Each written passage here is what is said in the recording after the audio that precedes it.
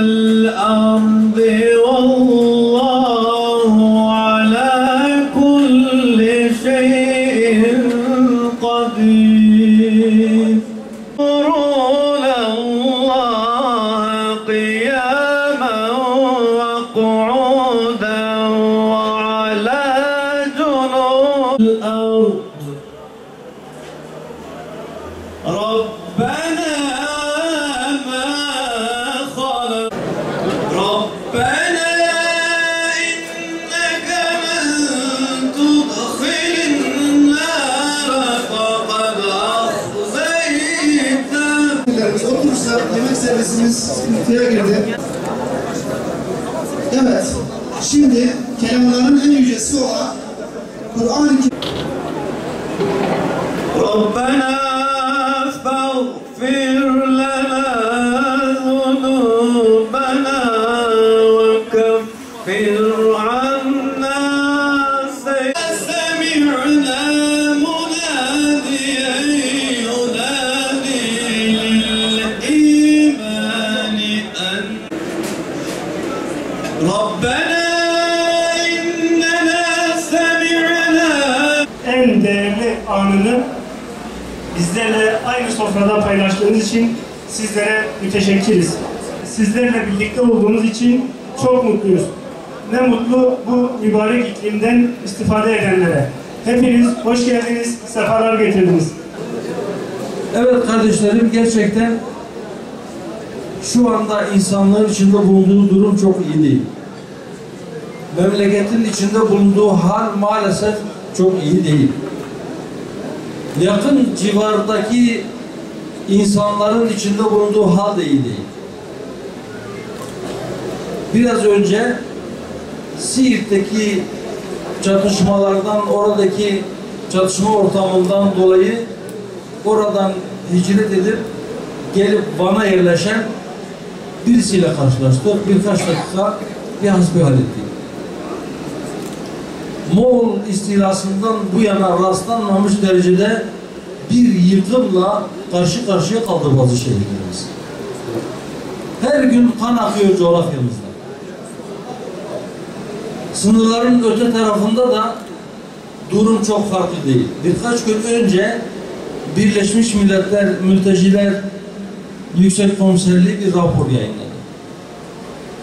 Bu raporda deniyor ki her dakikada 24 kişi mülteci durumuna düşüyor. Dakikada 24 kişi kardeşler. Bakın bu sayı sadece 2005 yılında, yani 10 yıl önce dakikada 6 kişiydi. Tam 4 kat artmış. Ve şu anda dünya üzerinde mülteci durumunda olan insanların yarısından fazlası sadece şu 3 ülkenin vatandaşıdırlar. Afganistan, Suriye ve Somali.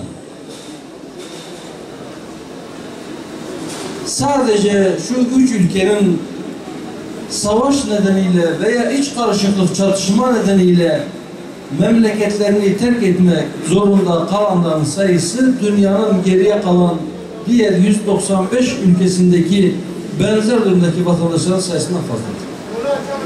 Peki niçin bu haldeyiz? Niçin huzurumuz kaçtı? Niçin kardeşliğimiz bozuldu? Niye evlerimizi terk etmek zorunda kaldık? Niye hep ölüm, muhacerat, fakirlik, açlık, yoksulluk ve birbirine düşman olma bizim payımıza düşüyor? Değerli kardeşlerim, emin olunuz, kökü silm olan, yani barış olan bir dinin mensupları eğer bu kadar huzursuzluğun içerisindeyse, bu İslam'dan uzaklaşmış olmamızdan başka hiçbir şey izah edilemez. Biz kardeşliğimizi unuttuk. Bizim dinimiz bize kardeşliği emrederken biz birbirimizle uğraştık. Biz yek vücut olmamız gerekirken dışarıdan bize yapılan taarruzları birlikte def etmemiz gerekirken biz enerjimizi birbirimize karşı sarf ettik.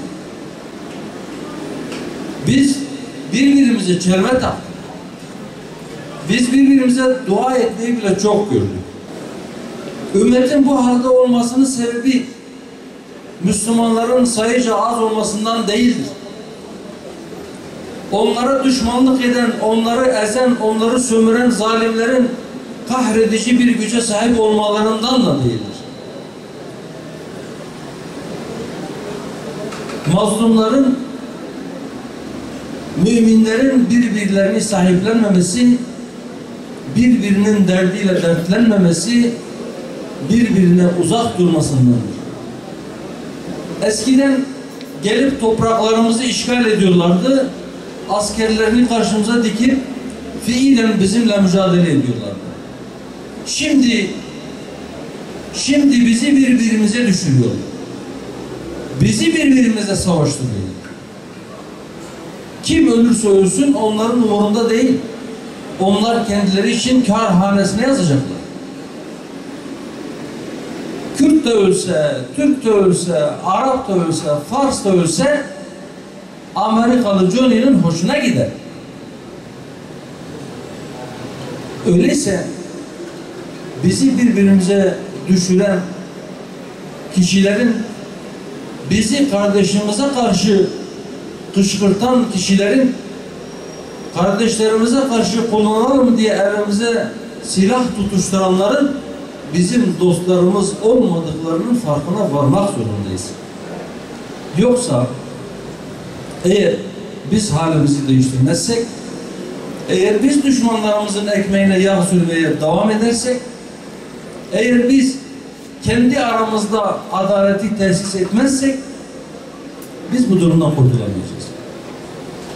Evet, adalet. Huzur istiyorsak mutlak surette adalet. Kardeşlik istiyorsak mutlak surette adalet. Adaletin olmadığı, zulmün yapıldığı yerde kardeşlikten bahsetmek, sadece kardeşliğin edebiyatını yapmak nafile bir iştir.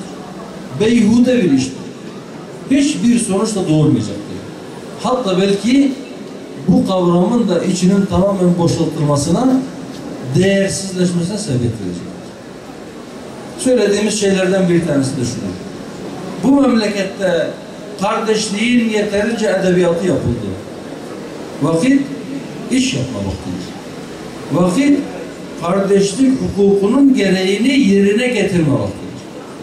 Eğer biz bunu yaparsak, eğer bunu yapabilirsek, eğer aleyhimizde bile olsa adaletin tesisine çaba sarf edersek, eğer hakkı ayakta tutan adil şahitler olursak ve kendi nefsimiz için istediğimizi kardeşimiz için de istersek, bize yapılmasını istemediğimiz bir şeyi kardeşimize yapılmasını da istemezsek, ona yapılmasına rıza göstermezsek veya bizzat kendimiz kardeşimize yapmazsak, işte o zaman belki kardeşlikten bahsedebiliriz.